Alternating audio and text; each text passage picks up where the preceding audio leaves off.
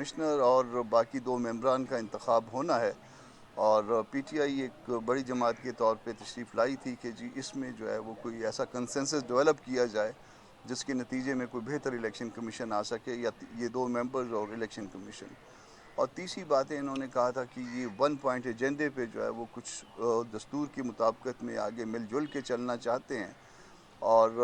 یہ جو تیسرا نقطہ ہے، باقی 2 چیزیں تو اس میں پہلی چیز تو ایک اطلاع کی حد تک تھی، دوسری جو ہے وہ ان کو ہم نے بتایا کہ اس کے اوپر آپ بھی تھوڑا ہوم ورک کر لیجئے، ہم بھی ہوم ورک کریں گے، مگر اس کا فائدہ بظاہر اس لیے نہیں ہوتا کہ فخر الدین جی ابراہیم جیسا ایماندار آدمی بھی ناکام ہو گیا تھا۔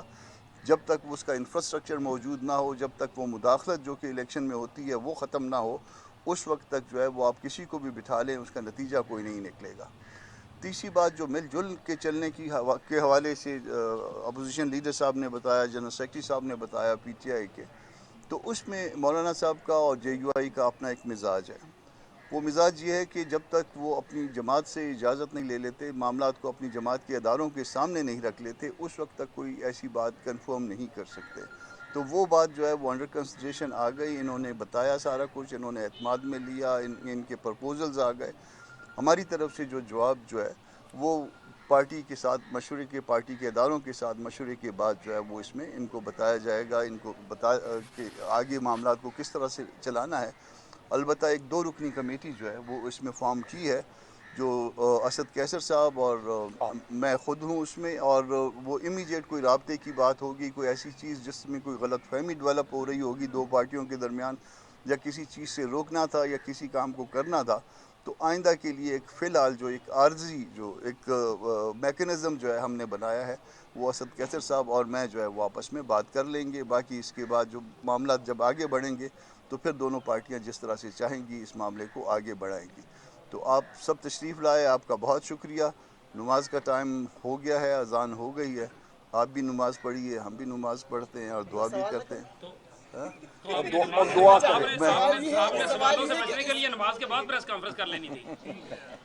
نماز لمبی ہوتی ہے ہماری۔ اچھا کامران مطلب صاحب اس سے قبل بھی ملاقات ایک کر کے اس سے قبل بھی ملاقات جس دوست نے جس ساتھی سے سوال کرنا ہے اس سے مجھے کرنا۔ سب سے پہلے سوال کرنا ہے کہ اس سے قبل بھی پاکستان تحریک انصاف کی آپ لوگوں سے ملاقاتیں ہوئی سکریٹری صاحب کی، پھر درمیان میں یہاں پر حکومت کے ساتھ بھی مذاکرات کی بات چلی، بیل گروپ میں مذاکرات جاری رہی اور مولانا فضل الرحمان صاحب کو جو ہے نظر انداز کیا گیا، تو کیا ان کے یہ ساتھ سوال میرے سے تو نہیں بنتا آپ سے ہی ہے، تو کیا اب پرانی جو چپکلش تھی ان کو بلا نہیں، کر کوئی آگے بڑھنے کی کوئی چپکلش نہیں ہے۔ ہم نے جو چپکلش اس سے 26 امینڈمنٹ سے پہلے تھی کبھی، تو ہم نے اس کو ختم کر دیا تھا، بھلا دیا تھا۔ ہم نے ورکنگ ریلیشن شپ کو بحال کر دیا تھا۔ ہم ہر طرح سے بھلے یہ ہم سے بڑی پارٹی ہیں عددی نسبتوں سے، مگر ہم ہر طرح سے جو ہے نا ہم نے ان کو اپنے اعتماد میں رکھا، اپنے ساتھ رکھا، اور اس معاملے میں کبھی بھی جو ہے نا وہ ہم نے کوئی کنجوسی یا کوئی بدنیتی کا مظاہرہ نہیں کیا۔ ابھی بھی ایک وقفہ یقیناً آیا ہے، مگر وہ وقفہ بھی میرا خیال ہے کسی بری نیت کے ساتھ نہیں ہے۔ آپ کہہ سکتے ہیں کہ ہماری کوتاہی ہے، آپ کہہ سکتے ہیں ان کی کوتاہی ہے، ہم میں سے کسی کی کوتاہی ہو سکتی ہے، مگر وہ کوتاہی کو کوتاہی کے حساب میں لے ایک کر سوال کامران صاحب آپ سے اور ایک عمر ایوب صاحب آپ سے۔ عمر ایوب صاحب آپ یہ بتائیں کہ جن کوششوں میں آپ لگے ہوئے تھے،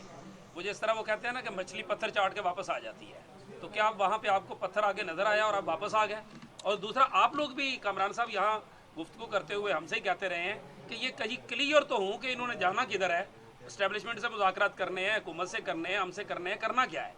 کیا یہ کلیئر ہو